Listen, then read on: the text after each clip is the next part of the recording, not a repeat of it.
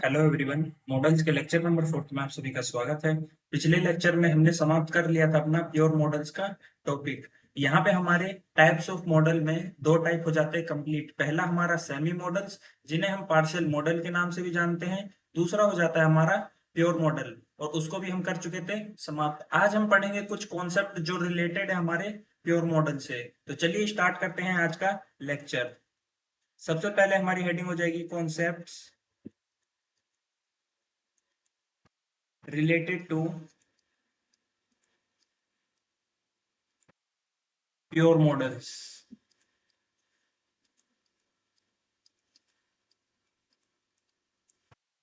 इसमें हम सबसे पहली बात जानेंगे। सबसे पहली बात, जब हमें किसकी बात करनी हो, पास्ट का, जब हमें कोई स्टेटमेंट लिखना हो यूजिंग मॉडल्स। जब मॉडल्स का यूज करके हमें कोई पास्ट की बात को बोलना हो, या हमें पॉसिबिलिटी शो करनी हो, या हम किसी की एबिलिटी को शो करना चाहते हो, तो हम किस तरह से शो करेंगे। तो देखते हैं इसमें। इसको शो करने के लिए हमें लिखना पड़ेगा फॉर्मेट सबसे पहले। तो फॉर्मेट हो जाएगा हमारा सब्जेक्ट प्लस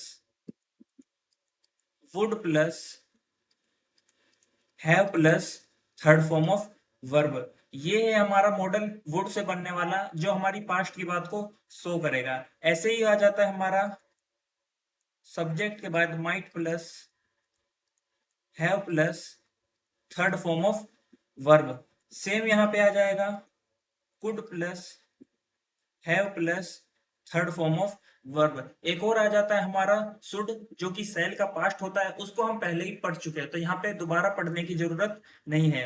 अब हम जानते हैं, जब हमारा ये फॉर्मेट बनता है सब्जेक्ट के साथ में वुड हैव और वर्ब की थर्ड फॉर्म जुड़ती है, तो ये हिंदी मीनिंग क्या देता है। तो लिखते हैं यहाँ पे, वो काम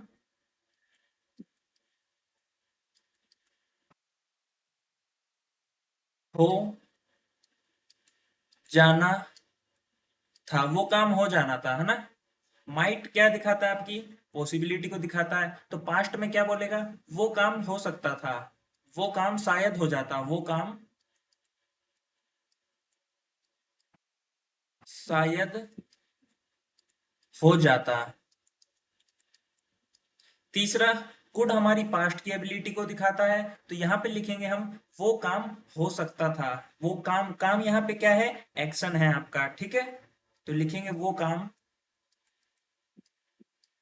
हो सकता था। अब हम पढ़ चुके हैं फॉर्मेट। अब फॉर्मेट के बेस पे हम पढ़ लेते हैं इनके एग्जांपल्स, जिससे हमें बातें और ज्यादा क्लियर हो जाए। तो एग्जांपल नंबर फर्स्ट लिखेंगे वुड वाले के लिए, they would have won the match.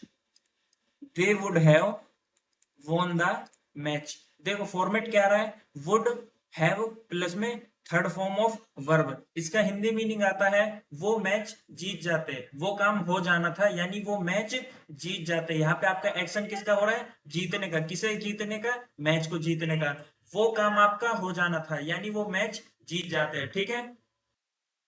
ऐसे यहाँ पे लिखेंगे हम माइट के लिए, they might have won the match। They might have won the match। Might आपकी किसको शो कर रहा है, पॉसिबिलिटी को शो कर रहा है, पास्ट की। They might have won the match, शायद वे मैच जीत जाते हैं। तीसरा लिखेंगे हम अपने कुड के लिए, they could have won the match। वे पास्ट में मैच जीत सकते थे, they could have won the match. वे काम हो सकता था, यानी वे मैच जीत सकते थे। ठीक है, ये था आपका पहला कॉन्सेप्ट जो रिलेटेड था हमारी प्योर मॉडल, जिसमें हमने यूज करा मॉडल वुड का, मॉडल माइट का और मॉडल कुड का। ये हमारी पास्ट बातों को शो करते हैं। ये लिखवाना यहाँ पे इसलिए जरूरी था कि अगर आप एक सेंटेंस भी बनाना चाहें ना डेली लाइफ यूज में, तो आप उसमें भी यूज कर सकें, और अगर आपको कोई क्वेश्चन आता है ऐसा, तो आप उसकी हिंदी मीनिंग निकाल के उसे और बेहतर तरीके से सोल्व कर पाए, जिससे आपके गलती होने के चांस क्या हो, कम हो। ठीक है, आगे बढ़ते हैं हमारे कॉन्सेप्ट नंबर 2 पे। कॉन्सेप्ट नंबर हमारा आ गया 2। इसमें हम पढ़ेंगे जैसे पिछले लेक्चर में हमें दिक्कत आ रही थी ये समझने में, परमिशन तो हमारा कुड भी देता है, परमिशन में भी देता है, और परमिशन कैन भी देता है। तो मतलब हम कुड का कहाँ यूज करें, मे का कहाँ यूज करें, और कैन का कहाँ यूज करें, तो इस बात को जानते हैं यहाँ पे। तो लिखेंगे यहाँ पे परमिशन प्रायोरिटी, कि हम किस जगह पे कौन सी वर्ड का यूज करेंगे परमिशन लेने के लिए। सबसे पहला हो जाएगा हमारा कुड। कुड के बारे में मैं आपको बता दूं, ये होता है आपका मोस्ट पोलाइट वे। क्या होता है आपका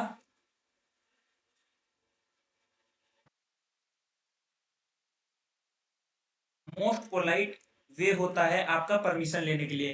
could I take your pen, क्या मैं आपका पेन ले सकता हूँ, है ना। तो यहाँ पे आप मॉडल कुड का यूज कर रहे हैं, यानी आप उसका बहुत ज्यादा सम्मान कर रहे हैं, आप सम्मान के साथ किसी से परमिशन मांग रहे हैं, क्या मैं आपका पेन यूज कर सकता हूँ। ठीक है, दूसरा आ जाता है आपका मे।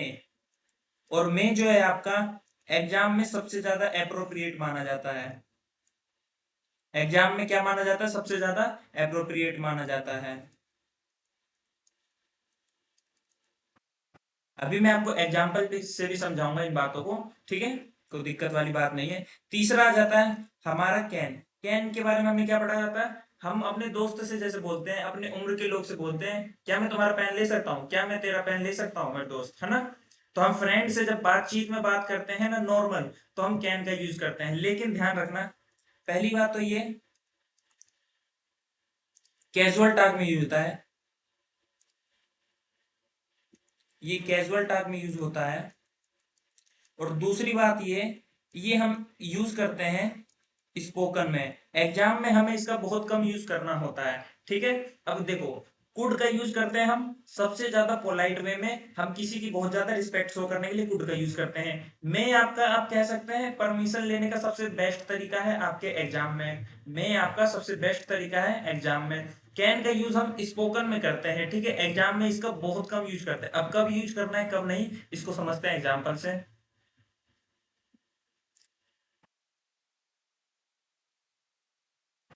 तो यहाँ पे लिखते हैं हम example.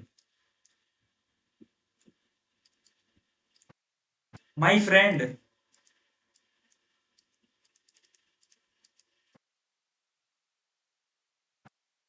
Blank I take your pen. ठीक है, और आपको यहाँ पे ऑप्शन मिलता है कैन, ऑप्शन नंबर बी आपको मिलता है कुड, ऑप्शन नंबर सी आपको मिलता है में, और ऑप्शन नंबर डी मिलता है आपको नन ऑफ दीज। अब यहाँ पे देखना, माई फ्रेंड मेरे दोस्त, blank I take your pen, क्या मैं तुम्हारा पेन ले सकता हूँ। देखो, हमने क्या पढ़ा, हम कैजुअल जब बातें करते हैं, अपने दोस्तों से बातचीत वगैरह करते हैं, तो हम किसका यूज करते हैं, कैन का यूज करते हैं। लेकिन हम यहाँ पे कैन का यूज नहीं करेंगे, क्यों नहीं करेंगे, क्योंकि ये आपका स्पोकन में यूज होता है। किस में यूज होता है आपका, स्पोकन में यूज होता है। ठीक है, हमने क्या पढ़ा, एग्जाम में सबसे सबसे अप्रोप्रिएट जो माना जाता है वो मे माना जाता है। ठीक है, यहाँ पे हम मे भरेंगे। सर कुड क्यों नहीं भरा, क्योंकि my friend I take your pen, यहाँ पे कोई भी ऐसा वर्ड नहीं है, या फिर यहाँ पे कोई ऐसा सेंटेंस नहीं है जो हमें ये बता रहा है कि बहुत ज्यादा रिस्पेक्टफुल वैसे किसी बात को या किसी चीज के लिए परमिशन मांगी जा रही है। तो आपका यहाँ पे कुड भी नहीं होगा, और मे आपका करेक्ट होगा, ये तो आपका होगा ही नहीं। ठीक है, आगे समझ में, मे आपका सबसे अप्रोप्रिएट है। अब ध्यान रखना, अगर यहाँ पे कुड भी नहीं होता, मे भी नहीं होता ना, जब आप कैन का यूज कर सकते थे, my friend can I take your pen. ऐसे एक और एग्जांपल लेते हैं, माई फ्रेंड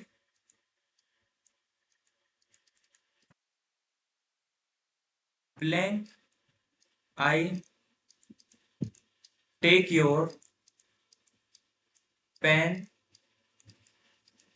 प्लीज। ठीक है मेरे दोस्त, क्या मैं तुम्हारा पेन ले सकता हूँ प्लीज? अब यहाँ पे फिर से वही आपके ऑप्शन होते हैं। ऑप्शन नंबर ए आता है आपका कैन, ऑप्शन नंबर बी आता है कुड, ऑप्शन सी आता है मे, और ऑप्शन डी आता है आपका नन ऑफ दीज। अब इसको सॉल्व करते हैं। माय फ्रेंड, मेरे दोस्त, क्या मैं तुम्हारा पेन ले सकता हूँ प्लीज? देखना, सबसे पहले हमने देखा कैन भी है, कुड भी है, मे भी है ना? कैन भी है, कुड भी है, मे भी है। हमने सबसे पहले कैन को काटा, ये तो भाई स्पोकन में यूज होता है। कैन को काट दिया क्योंकि स्पोकन में यूज होता है। मे हमारा सबसे अप्रोप्रिएट होता है, मे हमारा सबसे अप्रोप्रिएट होता है। लेकिन यहाँ पे एक वर्ड दे रखा है प्लीज। प्लीज का मतलब हो जाता है बहुत ज्यादा रिस्पेक्टफुल वे से किसी से रिक्वेस्ट कर रहा है, तो यानी वो क्या बोलेगा? Could I take your pen, क्या मैं तुम्हारा पेन ले सकता हूँ? ठीक है, और यहाँ पे हम मे को काट देंगे। अगर यहाँ पे कुड नहीं होता, कोई दूसरा अपना मॉडल होता, तो हम यहाँ पे मे को सिलेक्ट करते, लेकिन यहाँ पे कुड था, जो कि सबसे रिस्पेक्टफुल वे होता है किसी से कोई चीज मांगने का, किसी से कोई परमिशन लेने का, तो हम कुड का यूज करेंगे। अगर यहाँ पे कुड नहीं होता तो हमारा मोस्ट अप्रोप्रिएट क्या होता है? मे होता है, हम उसका यूज करते हैं। ठीक है, तो हमने पढ़ा परमिशन मांगने के लिए हमें कैसे कैसे मॉडल्स का यूज करना होता है। अब परमिशन के साथ साथ एक और जगह दिक्कत आ रही थी, जो कि हमारी थी पॉसिबिलिटी। सर, मस्ट भी पॉसिबिलिटी को शो करता है, मे भी पॉसिबिलिटी को शो करता है, माइट भी पॉसिबिलिटी को शो करता है, और कुड भी पॉसिबिलिटी को शो करता है। तो किस जगह पे कौन सा यूज करेंगे उसको देखते हैं। तो यहाँ पे हमारी हेडिंग आ जाएगी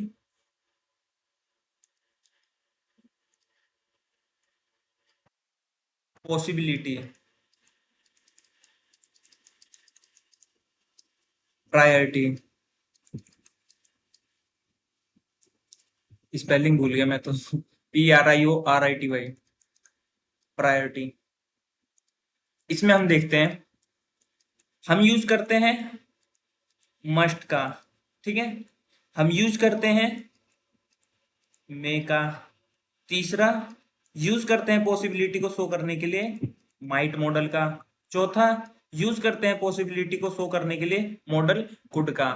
यहाँ पे हम मस्ट का यूज कब करते हैं पॉसिबिलिटी को शो करने के लिए? जब हम 100% श्योर होते हैं ये आइटम है ना, ये आइटम है, ये इतना सस्ता है कि मैं 100% कह रहा हूँ भाई, it must be worst, it must be the worst item, ये सबसे बेकार आइटम होगा। यहाँ मैं 100% श्योर हूँ, तो मैंने पॉसिबिलिटी को शो करने के लिए मस्ट का यूज करा, क्योंकि मैं 100% श्योर हूँ ये आइटम आपका वर्स्ट होगा, सबसे खराब होगा। ठीक है, मे का यूज हम जब करते हैं, मे का यूज हम जब करते हैं जब किसी बात को लेके हम 50 से 70% रहते हैं कि हाँ भाई, हमारे चांस रहते कि भाई ये चीज हो भी सकती है, नहीं भी हो सकती। जैसे आसमान में बादल है और बारिश होने की संभावना क्या होगी? आप बोलोगे सर बादल है तो चले भी जा सकते हैं, क्या पता बारिश ही हो जाए, कुछ भी हो सकता है। तो जब आपके 50 से 70% चांस रहते हैं तो उसमें आप मे का यूज करते हैं। माइट का यूज करते हैं जब आपके चांस हो 10%। वैसे ये कोई तरीका नहीं है मेजर करने का कि मस्ट आपका 100% है, मे आपका 50 to 70% है, माइट आपका 10% है, ये कोई तरीका नहीं है। ये हम अपनी सहूलियत के लिए लिख रहे हैं, जिससे हमें थोड़ा आइडिया पड़ जाए कि कब मे का यूज करना है। या हमारी इतनी पॉसिबिलिटी हो तो मे का यूज करेंगे, इतनी पॉसिबिलिटी हो तो माइट का यूज करेंगे। ठीक है, ये हम अपनी सहूलियत के लिए लिख रहे हैं। माइट का यूज करते हैं जब आपके चांस क्या हो 10%। अब आप बताओ, आसमान में खिली धूप है, आसमान में खिली धूप है, और मैं आपसे बोलूंगा बारिश होने की संभावना बताओ, तो आप मैं नहीं बोलोगे ना, आप 50% श्योर थोड़ी, आप तो बोलोगे आसमान साफ है भाई, कोई बादल ही नहीं है तो बारिश कहाँ से आएगा, तो आप बोलोगे माइट भर दो भाई, कोई दिक्कत नहीं है। माइट भर 10% चांस है, शायद होएगा भी नहीं। कुड हम कब करते हैं? जब हम ना के बराबर श्योर रहते हैं। वो नहीं एग्जाम्पल पढ़ा था हमने पिछली क्लास में, आपकी सीट के नीचे बॉम्ब हो सकता है, कृपया चेक करें। मेरे दोस्त, बॉक्स ओपन करते समय वो रहना, केयरफुल रहना, उसमें सांप हो सकता है। जहां आपके ना के बराबर चांस होते हैं ना, वहां हम कुड का यूज करते हैं, जिसको हमने 1% से शो कर दिया। ठीक है, अब एक एग्जाम्पल कर लेते हैं इसके बेस पे। एक एग्जाम्पल सोल्व कर लेते हैं। एग्जाम्पल लिखेंगे, इट इज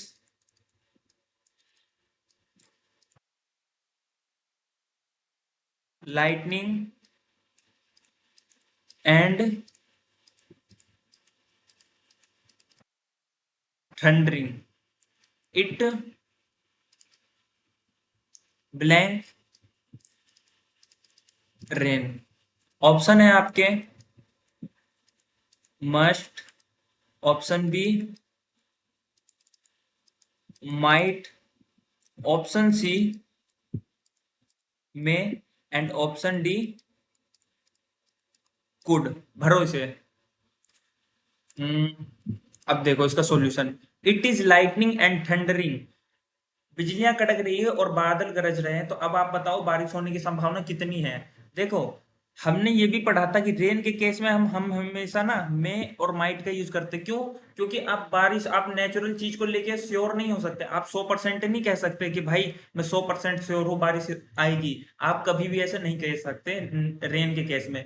रेन के केस में आप हमेशा मे का यूज करेंगे या फिर माइट का यूज करेंगे। किसका? या तो आप मे का यूज करेंगे या फिर माइट का यूज करेंगे। ठीक है। कुड का यूज तो हम वो बम वाले केस में या वैसे कोई खतरनाक केस होता है ना, ये ना के बराबर के चांस, उसमें। अब आप बताओ, बहुत तेज बिजली कड़क रही है, बादल गरज रहे हैं, तो बारिश होने की संभावना कुछ ना कुछ तो होगी ना। हाँ या ना? अब खिली धूप तो है नहीं कि माइट भर दे भाई, थोड़ी बहुत संभावना है। अब बिजलियां कड़क रही है, बादल गरज रहे, तो बारिश होने की संभावना ज्यादा है, तो हम यहाँ पे माइट को भरेंगे। सिंपल भाषा में जानना, जब भी रेन का केस आए तो आपको मे या माइट में से सिलेक्ट करना है। जब आपका सेंटेंस ये शो करे कि भाई जैसे क्लाउडी हो गया, लाइटनिंग थंडरिंग हो गया, तो बारिश होने के चांस ज्यादा है, तो उसमें आप मे भरोगे। अगर उसमें आता है खिली धूप, सन्नी, ऐसा कुछ आता है, तो आप माइट भर देना। ठीक है। ऐसा हो गया। ये आपके हो गए तीनों कॉन्सेप्ट खत्म। जो हमारा टॉपिक था concepts related to pure modals, वो होता है यहाँ पे समाप्त। और यहाँ पे हमारा semi modal, pure modal, concept related to pure modal समाप्त होता है। अब हम स्टार्ट करेंगे अपने अदर मॉडल्स, जिसको हम कह रहे थे quasi models. Quasi models start करेंगे, हेडिंग डालेंगे यहाँ पे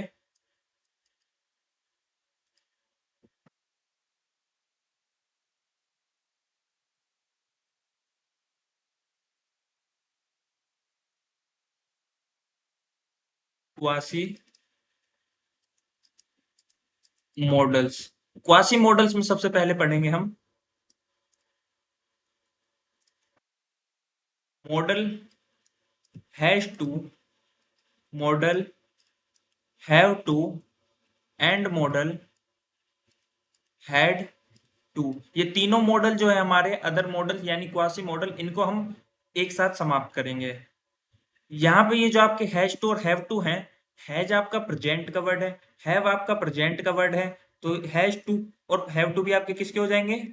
प्रेजेंट के हो जाएंगे। ठीक है। हैड आपका पास्ट का वर्ड है, इसके साथ में टू लगा देंगे तो भी किसका रहेगा? पास्ट का रहेगा। ठीक है।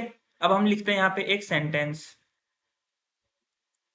सेंटेंस लिखते हैं यहाँ पे, I have to go there. अब देखना, I have to go there, मुझे वहां जाना है, इस सेंटेंस को मैं दो टोन में बोल सकता। I have to go there, मुझे वहां जाना है, ये मेरा हो गया नॉर्मल टोन। और मैं बोलूँ I have to go there, मुझे वहां जाना होगा भाई। I have to go there, मुझे जाना है वहां पे, ये मैं नॉर्मल टोन में बोल रहा हूँ। I have to go there, मुझे वहां जाना है। यानी आपका ये जो मॉडल है ना हैव टू, यहाँ पे आपका जो मॉडल है हैव टू, ये दो टोन को शो कर रहा है। पहला टोन हो जाएगा आपका नॉर्मल, और दूसरा टोन हो जाएगा हमारा कंपल्सन। ठीक है। कंपल्सन शो कर रहा है, I have to go there, मुझे वहां जाना है, ये आपका normal tone. I have to go there, मुझे वहां जाना है, ये आपका कंपल्सन को शो कर रहा है, भाई मुझे वहां जाना है, इमरजेंसी है, जरूरी है। ठीक है। इसमें आपका जो मॉडल है हैव टू, ये दो बातों को शो कर रहा है, एक तो नॉर्मल स्टेटमेंट को शो कर रहा है, दूसरा कंपल्सन को शो कर रहा है। हमने क्या पढ़ा है? हमने क्या पढ़ा है कि जो कंपल्सन है, कहा गया, कंपल्सन को शो करने के लिए हम मॉडल मस्ट का यूज करते हैं। कंपल्सन को शो करने के लिए मॉडल मस्ट का यूज करते हैं। यानी मैं इस सेंटेंस को लिखता हूं, यहाँ पे दोबारा से लिखता हूं। कौन सा कलर ले लें? व्हाइट से रहेगा। I have to go there, ये जो मेरा सेंटेंस है ना, I have to go there, ये मेरी दोनों टोन को शो कर रहा है। एक हो गया मेरा नॉर्मल टोन, और दूसरी टोन हो गई मेरी कंपल्सन वाली, I have to go there, मुझे वहां जाना है, नॉर्मल बात होगी, I have to go there, मुझे वहां जाना है ना, इमरजेंसी है, जरूरी है वहां जाना, तो ये किसको शो कर रहा है, कंपल्सन को। यहाँ पे जब कंपल्सन होता है तो कंपल्सन को शो करने के लिए हम एक और मॉडल जो होता है हमारा मस्ट, उसका भी यूज करते हैं। यानी हम इस सेंटेंस को ऐसे भी लिख सकते हैं, आई मस्ट गो देयर, मुझे वहां जाना होगा। तो ये जो आपका है सिर्फ कंपल्सन को शो करता है, किसको शो करता है, कंपल्सन को शो करता है। नोट पॉइंट में, नोट पॉइंट में इंपॉर्टेंट बात जो है, नोट करने वाली बात क्या है, वो ये है, जब बात आपका सेंटेंस जो आपका प्रेजेंट का होगा, जब आपका सेंटेंस प्रेजेंट का होगा तो उसमें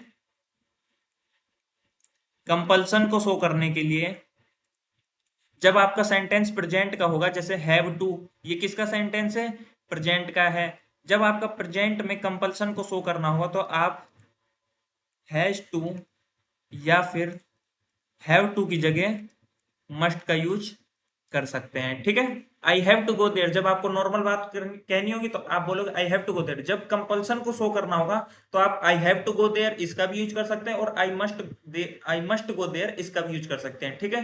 तो नोट पॉइंट में यही बात लिखी गई है, जब आपकी बात प्रेजेंट की हो तो कंपल्सन को शो करने के लिए आप हैज टू और हैव टू की जगह मस्ट का भी यूज कर सकते हैं, क्योंकि मस्ट हमारा एक ऐसा मॉडल है जो किसको शो करता है, कंपल्सन को शो करता है कि भाई ये चीज क्या है, कंपल्सरी है, ये ऑर्डर है मेरा, ऐसा कुछ करके, ठीक है। तो यहाँ पे हैज टू और हैव टू के बारे में हम पढ़ चुके हैं। अब आगे बढ़ते हैं, हम हैड टू के बारे में पढ़ते हैं।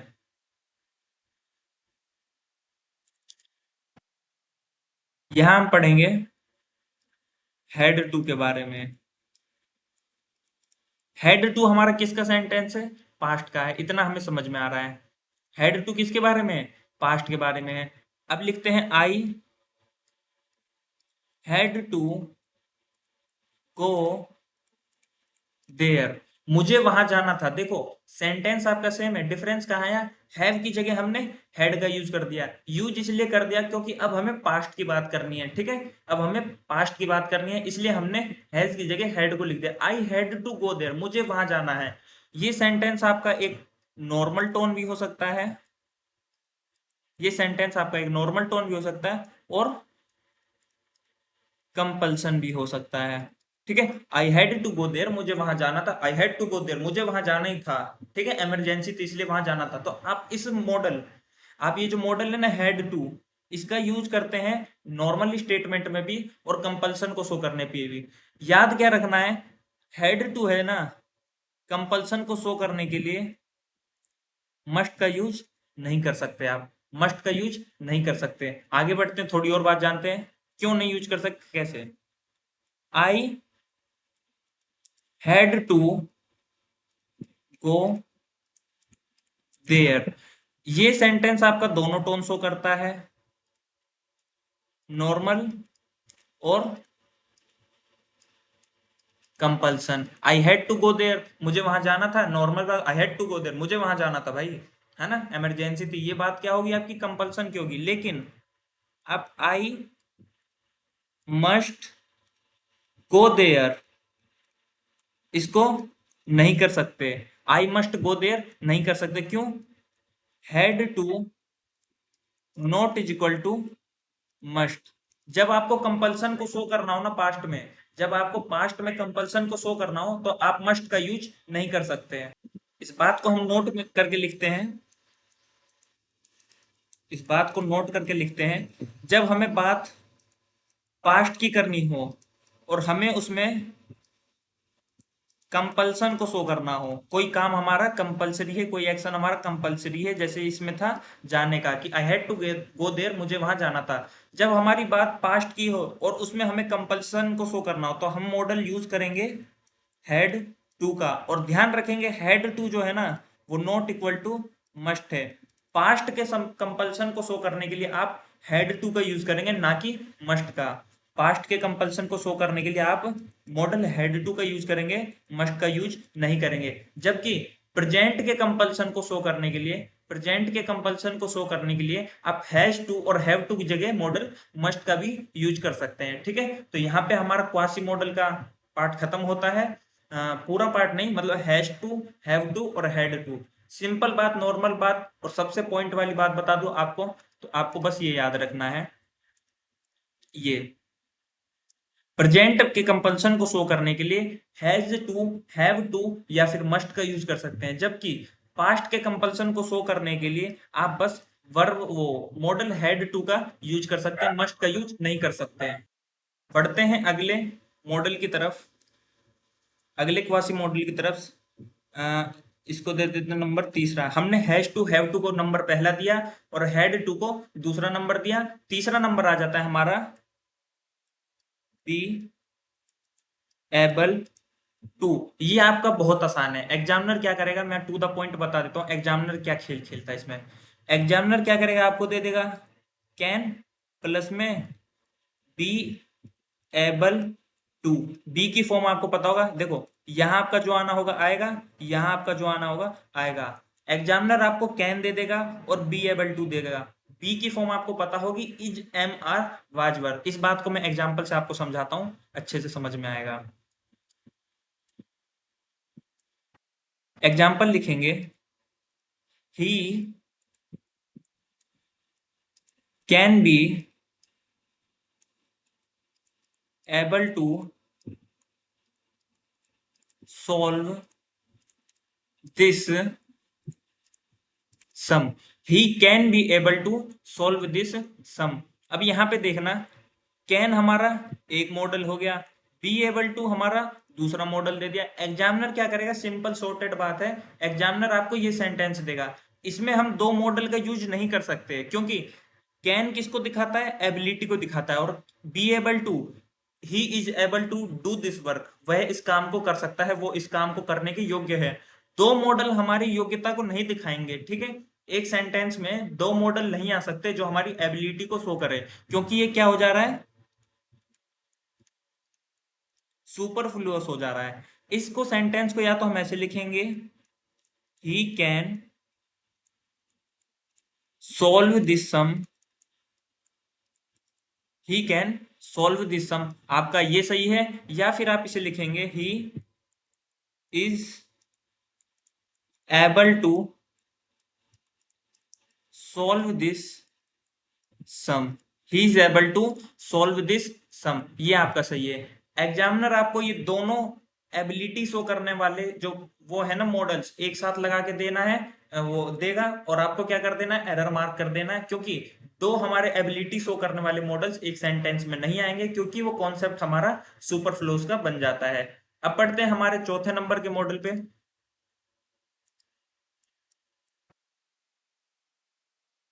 जो कि हो जाएगा हमारा मे as well.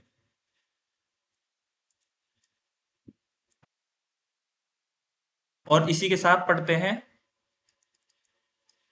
Might as well. ठीक है, मे एज वेल और माइट एज वेल, इसका मतलब क्या होता है, ये जो हमारे मॉडल है मे एज वेल और मॉडल है हमारा माइट एज वेल, इसका मतलब क्या होता है। कोई बढ़िया पेन। सबसे पहली बात, ये मॉडल का यूज हम जब करते हैं जब हमारे पास कोई ऑप्शन नहीं होता, no other option, no other option, जब हमारे पास दूसरा ऑप्शन नहीं होता। दूसरी बात जानने के लिए ये है कि हम मे एज वेल की जगह माइट एज वेल का भी यूज कर सकते हैं। यहाँ पे ऐसा कोई कॉन्सेप्ट नहीं है कि मे का यूज हम प्रेजेंट में करेंगे, माइट का यूज हम पास्ट में करेंगे। आप प्रेजेंट के सेंटेंस में मे एज वेल का यूज कर सकते हैं और प्रेजेंट के सेंटेंस में माइट एज वेल का यूज कर सकते हैं। ठीक इसी तरह पास्ट के सेंटेंस में आप माइट एज वेल का यूज कर सकते हैं और पास्ट के सेंटेंस में आप मे एज वेल का यूज कर सकते हैं। नो अदर ऑप्शन, जब हमारे पास कोई दूसरा ऑप्शन नहीं होता ना, जब हम इस मॉडल का यूज करते हैं। Example, it is raining, it is raining, you may as well stay at home. It is raining, बारिश हो रही है, you may as well stay at home. ठीक है, you may as well stay at home. बाहर बारिश हो रही है, आपके लिए मतलब दूसरा ऑप्शन नहीं है घर पे रहने के सिवाय। ठीक है, बारिश हो रही है, आपकी मॉम आपसे क्या कहेगी कि बारिश हो रही है, you may as well stay at home, कि तुम घर पे ही रहो, तुम्हारे पास दूसरा कोई ऑप्शन नहीं है कि मैं बारिश में जाके खेल लूं। ठीक है, तो ध्यान रखना मे एज वेल का यूज करते हैं हम उस सेंटेंस में जब हमें हमारे पास कोई दूसरा ऑप्शन नहीं होता उस बात को शो करने के लिए। इट इज रेनिंग, बारिश हो रही है, you may as well stay at home, तुम घर पर ही रुक जाओ, दूसरा कोई ऑप्शन नहीं है। ये हो जाता है हमारा पहला। ये हो जाता है हमारा। एक और सेंटेंस ले लेते हैं। अच्छा, इस वाले को तो मैं थोड़ा और एक्सप्लेन करना चाहूंगा। इट इज रेनिंग, बाहर बारिश हो रही है। आप जैसे मेहमान को कह सकते हैं, आपका कोई मेहमान है, आपका कोई मेहमान है, वो जाने वाला है। ठीक है, वो निकलने वाला है घर से, और इतनी क्या हो जाती है बारिश, तो आप बोलोगे इट इज रेनिंग, बारिश हो रही है, you may as well stay at home, आप घर पर ही रुक जाओ, और कोई दूसरा ऑप्शन ही नहीं है कि आप बारिश में जा सकते हो। ठीक है, दूसरा कोई ऑप्शन ही नहीं है। ठीक इसी प्रकार लिखते हैं एक अपना अलग सेंटेंस, अगला सेंटेंस लिखते हैं। There is no bus coming, there is no bus coming, we might as well walk, we might as well walk. There is no bus coming, कोई बस नहीं आ रही है, we might as well walk, हमारे पास कोई दूसरा option नहीं है, कोई दूसरा चारा नहीं है सिवाय चलने के। ठीक है, कोई भी बस नहीं आ रही, आप और आपके दोस्त खड़े हैं। ठीक है, आप और आपके दोस्त खड़े हैं हरियाणा रोडवेज के लिए। ठीक है, बस स्टैंड पे, और आप बोलोगे कोई भी बस नहीं आ रही है ना, टाइम हो गया मगर कोई भी बस नहीं आ रही, और हमारे लिए बेहतर ये होगा कोई दूसरा ऑप्शन नहीं है सिवाय चलने के। ठीक है, तो यहाँ पे हमने यूज करा है इस मॉडल माइट एज वेल का। यहाँ पे आप देखेंगे इज हमारा किसको शो करता है, प्रेजेंट को शो करता है, और यहाँ पे हमने माइट एज वेल का यूज किया है। यहाँ पे हम मे एज वेल का भी यूज कर सकते थे, कोई दिक्कत वाली बात नहीं थी। ठीक है, अब हम आते हैं एक अलग मॉडल पे, अगले मॉडल पे पढ़ते हैं, जो कि हमारा head better. Head better model का यूज हम जब करते हैं जब हमें शो करना होता है पेन किसी को कि ये काम करने बेहतर होगा, बेहतर होगा कि आप ये कर ले, लिखते हैं हिंदी, बेहतर होगा आप ये कर ले। Example,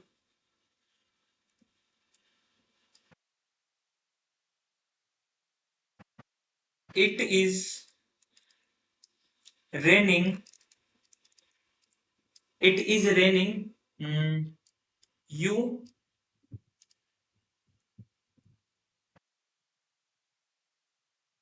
had better stay at home and do your homework. ठीक है, इट इज रेनिंग, बारिश हो रही है, यू हैड बेटर, आपके लिए बेहतर होगा कि आप ये कर लें, स्टे एट होम, आप घर पे रुक जाएं, एंड डू योर होमवर्क। ये सेंटेंस आपकी मम्मी आपको बोल सकती है कि बारिश हो रही है, बाहर जाने से बेहतर है कि तुम अपना होमवर्क कर लो, बेहतर होगा कि आप ये कर लें, बेहतर होगा कि तुम अपना काम कर लो, होमवर्क कर लो घर पे रह के। ठीक है, तो यहाँ पे हमने मॉडल हैड बेटर का यूज करा है ये शो करने के लिए कि बेहतर होगा अगर हम ये कर ले। एक और एग्जांपल से समझते हैं इसको। Example number first, example number second, you had better